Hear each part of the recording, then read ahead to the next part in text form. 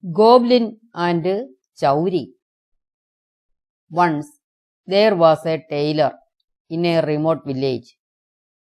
He was very handsome and healthy. His wife was also a very beautiful lady. She too helped her husband doing some additional knitting works when there were a lot of works to be done. In this way, both of them led a happy life. One day, a tailor was walking home back from his usual visit to the town. The way was fully desolated. None except the tailor was on the path. He walked and walked to the direction of his village.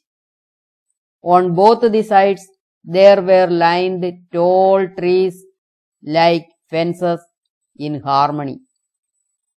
When the tailor turned around a curve, he saw a lady walking in front of him. He hurried a little to reach in his vicinity in thought of a company in travel. The lady was very beautiful. She told the tailor, "I am coming from my home, hosted by my husband. He has 2 other wives also. They gossiped against me, and so my husband rebuffed me out of from home." The tailor felt sorry for her. He took her to his wife in their house and gave her one of his rooms for her to stay. One day, an ascetic came that way. About this time, the tailor was sauntering in his courtyard to and fro. The ascetic neared the house and abruptly he stopped at the gate. The tailor ran to him with respect in expression. The ascetic said, "I smell the presence of a wicked goblin here. Have you made acquaintance with someone new?" The tailor said about the lady.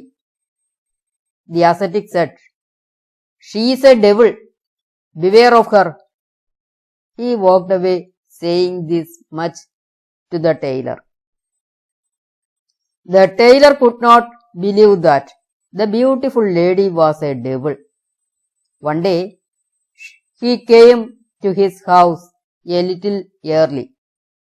With a curiosity, he peeped through the keyhole to the new lady's room. He was shaken to see that a very drastic figure of a ghost drawing some grotesque inscriptions on the hide of a man. He ran out of the house in search of the ascetic. Somehow or other, under a tree, the tailor could find the ascetic. He told everything to him. The ascetic gave him a chowry and said, "Take this chowry with you home and hang it down from her door. She will go away from home without any harm to you." The tailor came back and he did as the ascetic said. In the disguise of the beautiful lady, the evil opened the door. The very moment she was pulled back by some invisible power. She came out of her disguise in the form of a real devil, protruding sharp and long incisor teeth outward. She growled in fear and soon recovered from fright and said, I will not fail before that cruel ascetic. I will kill you. Hearing these words, the tailor ran to his room, but the devil followed him and killed him, tearing apart his chest into 2 halves. Seeing this horrible and drastic sight, his wife ran to the ascetic and said everything to him. He followed her home, but the goblin had escaped. At the gateway of the neighboring house, there was standing an old lady.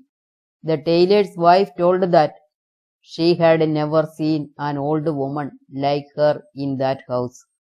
The ascetic neared the old lady, and he blew his sword against her neck.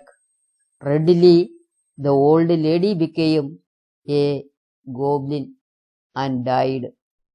The ascetic took his chowry back and gave life to the tailor back with the help of his divine powers.